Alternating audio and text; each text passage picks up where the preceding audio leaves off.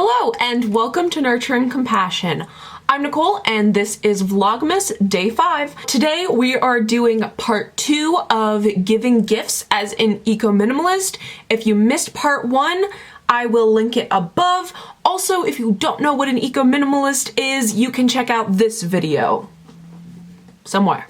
If you are interested in content about simple living, sustainability, veganism, and living an overall more compassionate lifestyle, please consider hitting the subscribe button.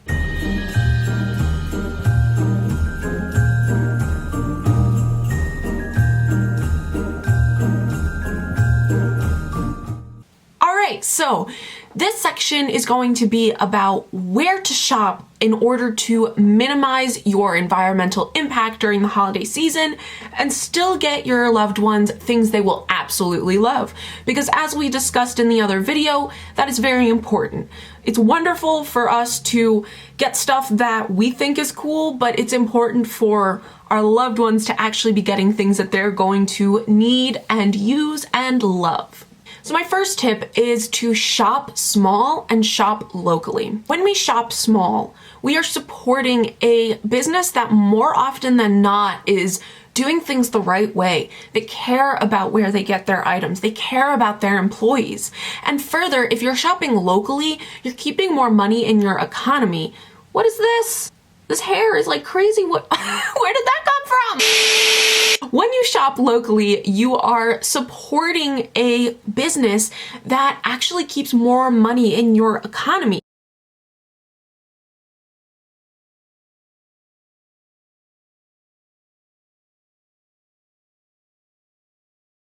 When you're also shopping locally, you are reducing the travel of that item. It doesn't need to be shipped. So basically, all you need to account for is how far of a distance that item took to get to the shop that it is now. And even better, if you're shopping at a small business who makes their own products, their own jewelry or soaps or anything like that, then that really helps a lot. Obviously, they still have to ship in the ingredients to make that usually, but either way, you don't want to get too caught up in the details, okay? But shopping locally is a really great way to minimize the footprint of your stuff. You're also supporting a business that you know is ethical rather than these big corporations who do a whole lot of awful stuff for humans and animals and the environment. Not to mention that it is important to spread cheer and joy during the holiday season, and a lot of times when you shop at small businesses, you put a smile on those people's faces. They genuinely appreciate it so much. And especially with how difficult this year has been for so many people and businesses, it is really important to ensure that you are supporting companies and businesses that you want to stick around, because the truth is that a lot of corporate giants have thrived during this time. Meanwhile, a significant amount of small businesses have basically been unable to stay afloat. This year, more than ever, it is so important to shop locally and to shop small. Another thing that you can do is share your love for sustainability with them. A lot of people are curious about sustainable living, but they don't necessarily want to spend the money on things like, reusable utensils, reusable straws, or the compostable phone cases, or reusable bags. There's like a whole other world of sustainable reusable products, and if you find stuff that is in like a design that they love or that you think could be really useful to them, how awesome would it be to support your favorite sustainable company and get these items to gift to others? They get to kind of get a taste of your lifestyle and try things out, and it's a really great way to give a sustainable gift. My third tip is going to be to hand make gifts for people. I have personally a lot of beads, I have a lot of yarn, and so some of my gifts this year, I've been planning on making jewelry and making hats and scarves to give to my family members.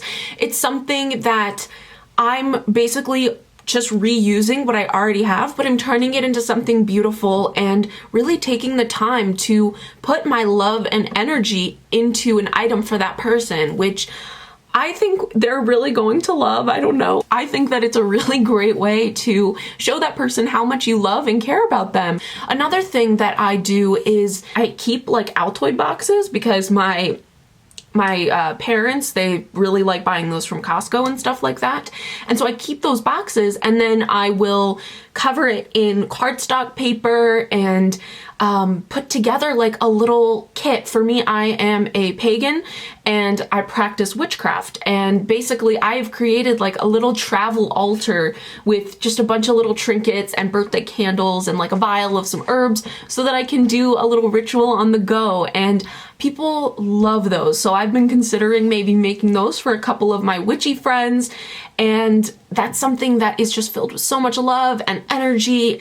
But it also doesn't take any extra resources from the environment because it's already something that you had. It's made of items that you loved. And maybe, you know, you can buy a few extra trinkets to put inside of it from your local witchy shop, but you know, it doesn't have to be a travel altar. You can even, if you're Christian, you could create like a little prayer box with little mini Bible and notebook and pencil, a little cross pendant maybe. The possibilities are endless. You could even do like a little to-go like emergency kit with first aid stuff, or like a little sewing kit.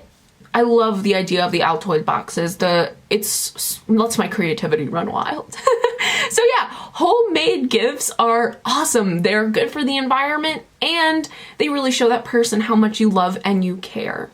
Now I'm adding a fourth tip, which, you know, I understand why some people maybe wouldn't want to do this one, but I wanted to put it out there. And it is to thrift gifts for people. Going to thrift stores and finding brand new or very gently used items that you know that person would love, and then gifting it to them for the holidays. You know, I don't think there's anything wrong with that, especially if it's something that they would really love.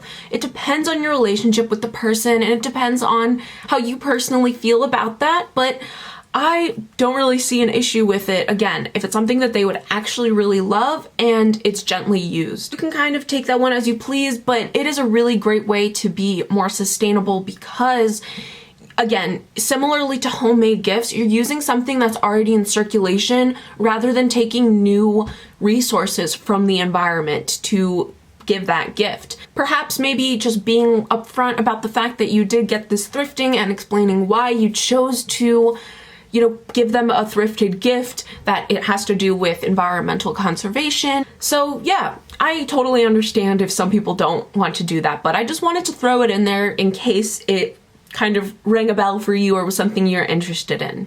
So that is the tips for today. Tomorrow we have part 3 of this little mini series within Vlogmas on giving gifts as an eco-minimalist. If you want daily content on how, I guess you have daily content now because of Vlogmas, but I'm also very active on Instagram is my point. So you can follow me at nurturing_compassion. I'm pretty active on my stories. If you want to chat about this video or any of my other ones, feel free to pop into my DMs, and I will see you all tomorrow. Have a lovely day.